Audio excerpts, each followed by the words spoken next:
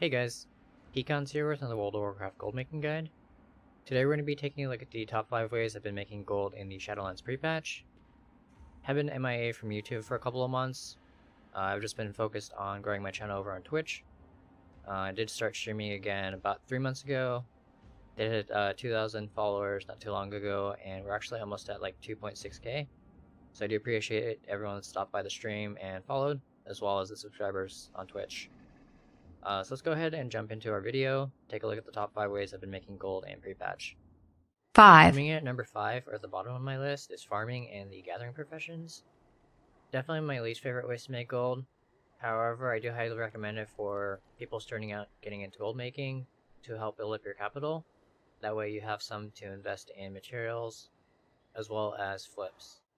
During the first week of pre-patch, I did actually run a few dungeons since the uncommon items were dropping quite frequently. Did get nerfed, I think 3 or 4 days into the pre-patch, but you can see I have some leftover items from those runs. Do also like running the Cathedral of Eternal Night. It's actually a really easy way to use up your lockouts for the hour. You can do 10 runs to try for these BOEs in under 10 minutes. So like maybe even like 5 minutes. We tested it on stream and it's like 30 seconds per run on average. And you can see there's BOEs that sell for a lot of gold. These leg plates are going for like 90k on my realm. You can see the regions close to 83. There's actually 4 BOEs on the loot table. I have 2 of the battle cows as well on this realm. Min buyout here is 20k, and the region market value average on this item is like 40k. So the value of the items range between, I would say, like 40 to 100k on most realms. Definitely a good use of your lockouts if you aren't planning to use them on that account for anything else. And like I said, I don't really like farming, but quick runs like that, where you're just running out and killing a boss, or running in, killing a boss, and running out, really easy to do, and yeah, I believe it's like pretty time efficient in terms of gold per hour. So I'd highly recommend that. And if you guys ever stop by my stream, I usually do this a couple times during the week. So yeah, if you have any questions about it, you can stop by and just ask me, and I'm happy to show you guys how to do it. As far as farming ore and herbs, I highly recommend taking a look at the old world mats instead of the current content BFA mats. You can see I actually picked up a bunch of corium ore on this tune at roughly like 500 gold each. So this is an example of an item that you guys can farm on a miner. That would be pretty good to sell on most auction houses. This is actually on like a full pop, so yeah, prices are actually low compared to some of the low and medium pops. You can see the region market value average on this item. The corium ore is over 600 gold. So yeah, old world mats are still really good. So definitely a better use of your time, I think, than BFA mats. If we take a look at Xenanthid actually on this realm, you'll see there's a bunch of botters that are farming that. Have anything ancient to trade? Needs to be at least 2 centuries old. Yeah, there's actually like 600 or 700,000 at 2 gold and change. So definitely wouldn't be a good use of your time going to Nazjatar and farming Xenanthid. I would probably take a look at some of the old world stuff, like Black Lotus is pretty popular.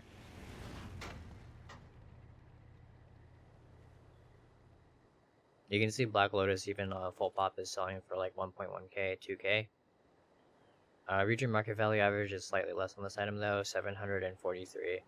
But you can still make a lot of gold farming some of the old world mats over BFA mats.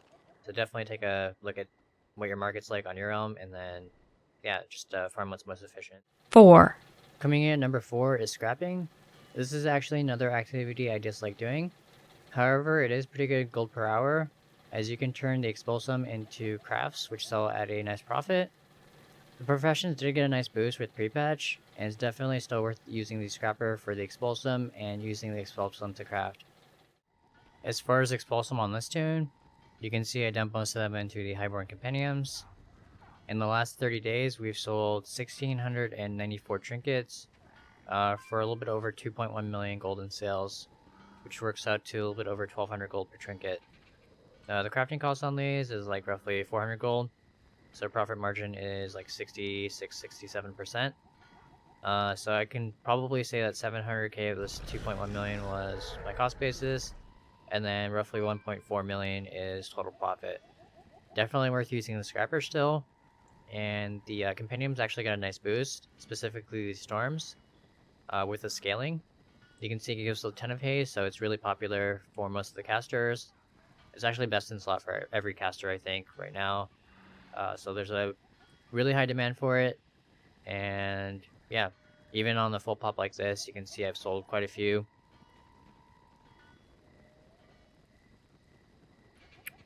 Yeah, just from the storms, I've gotten 843 sales in the past month. So that's pretty close to like half of my sales are just this trinket. You can see I've actually not looted in 3 days or so. I have a bunch of sales in my mailbox I need to loot still.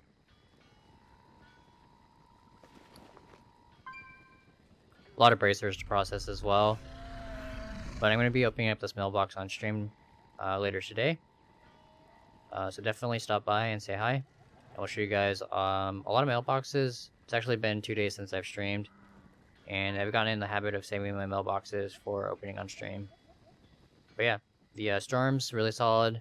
You can see I actually sold quite a few in the past day. There's still demand for the other trinkets as well, since most fresh 50s are going to be picking up 2 trinkets to gear their tunes. So they usually go like Storms and Swirling Tides, or Mystical Bulwark and Sundering for melee. Another often overlooked item is the Etch Vessel. I actually managed to sell a few of these at 15k on one of my low pops, since I was the only seller. So we'll probably take a look at that as well on stream tomorrow or over the weekend. 3. Coming in at number 3 are professions. We did cover them briefly when we talked about scrapping. However, there are a lot of crafts that you can do without needing to scrap or use Expulsum. We did just that on this tune, and you can see we're crafting mostly old world crafts with leatherworking, as well as the current content potions, specifically the Abyssal Healing Potions and the Potions of Unbelled Fury.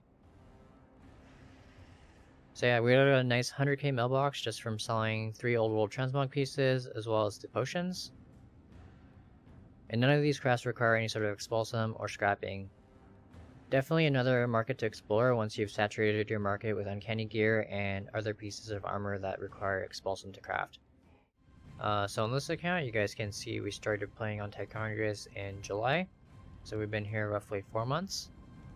In that time, we've had 7.6 million gold in sales on a 4.9 million gold cost basis, which equates to a total profit of 2.7 million gold on this account. Yeah, so pretty good progress. We're sitting at around 2.5 right now.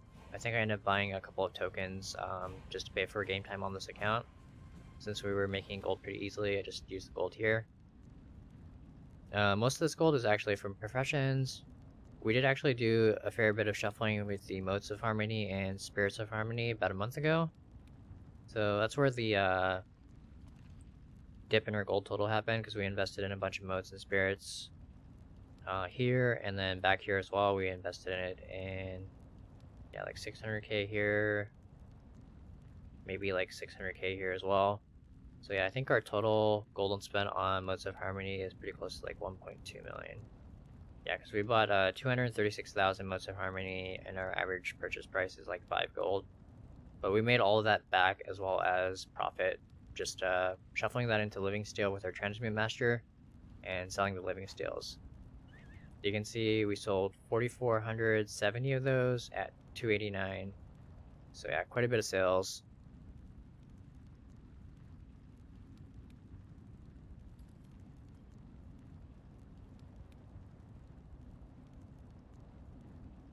Yeah, total sales 1.3 million on just the Living Steels. We did also sell a bunch of Ghost Iron ore, Ghost Iron bars, and Trillium bars. Pretty much all the items that you can use for the Spirit of Harmony and Mode of Harmony shuffle.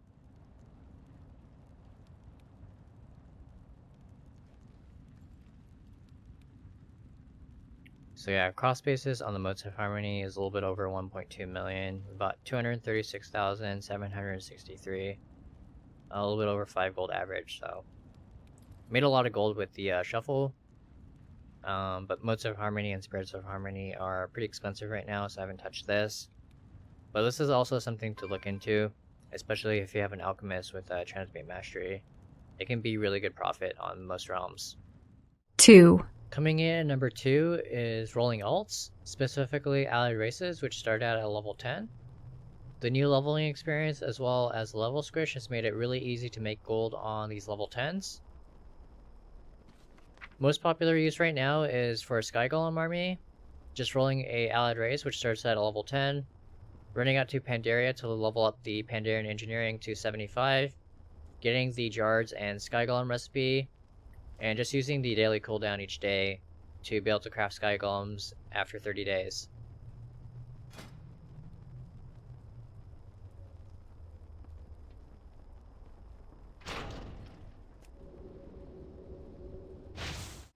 On this ult, I did pick up Tailoring and Inscription.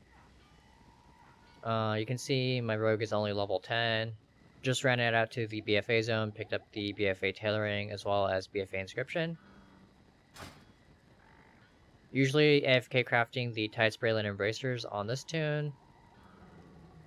If I'm not doing the bracers, I'm usually crafting inks. And this frees up my other accounts for stuff like keys, raiding, maybe even scrapping. So there's definitely a lot of uses for these level 10 allied race alts. You do also now have access to BFA professions. It's just a matter of doing a couple of intro quests and running out to either Zoldazar or Coltiris. Definitely a really good use for level 10 allied race alts. And it also gives you access to some professions you might have not had access to before. Maybe if you only had one tune, you may have not been able to do the Bracer Shuffle because you didn't have a tailor. Well, now you can just roll an allied race at level 10, run it out to your respective BFA zone, pick up BFA Tailoring, and it's actually one of the first recipes that you learn, so you can now do the Bracer Shuffle on your level 10 ult. 1, Coming in at number 1 is flipping. This is by far my favorite way to make gold, and it's actually probably one of the easiest ways to build up your capital. You can see on this account I'm set up on quite a few realms, and most of the capital on these realms I built up just from flipping. Just wanted to quickly show off one of my flipping realms as an example. This is Emerald Dream NA. You can see we started here in late July, early August, so we've been here roughly 3 months.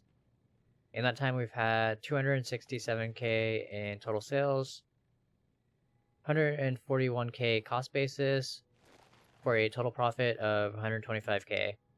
And we're actually sitting on roughly 123k right now. A lot of our initial sales were pets, so I built up my capital, I believe, to like 40k before we started flipping. So it looks like mid-August. It took us a couple of weeks to build up our capital, enough to start flipping.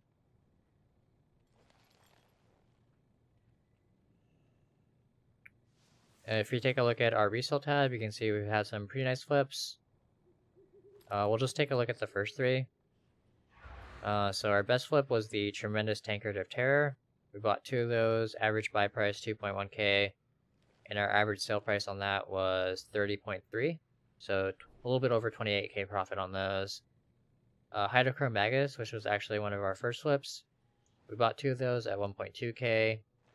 Average sale was 16.6. So we made over 30k profit for both of those. And then the other tankard item, the Terrific Tankard of Terror. We bought 8 of those at 1.5k average buy price and managed to flip 6 so far at 10.2.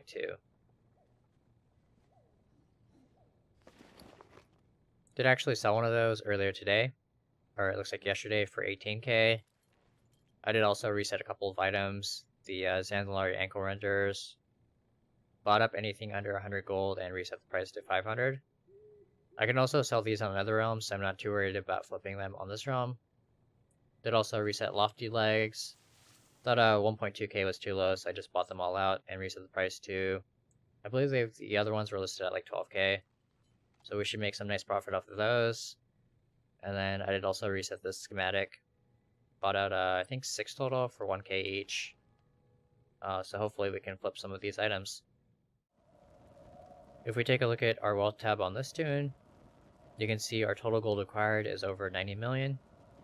with an average gold earned per day of a little bit under 77k. I think the number would actually be higher if you took a look at my active days. Have been neglecting this banker and this realm the last couple of months. But yeah, pretty good stats overall. It's actually one of my newer bankers, even though it's like a little bit over 3 years old. Have gold capped it a couple times throughout the end of Legion as well as the beginning of BFA. Doing a lot with professions as well as flipping. But yeah, most of this gold is from flipping, so I wanted to show off this banker. Do actually have 2 other bankers on this realm that are over 100 million gold acquired, but this one does mostly the flipping and selling the profession items. So I just wanted to show you guys these stats and what's possible once you get into flipping. That's going to be it for today's video. Do want to thank you all for watching, and I also wanted to give a shout out to my supporters on Patreon. Thank you Lionel, Nadim aka Stormy, Nish, as well as Ashley. Hope you guys all have a great week, and I'll catch you all in the next video. Late.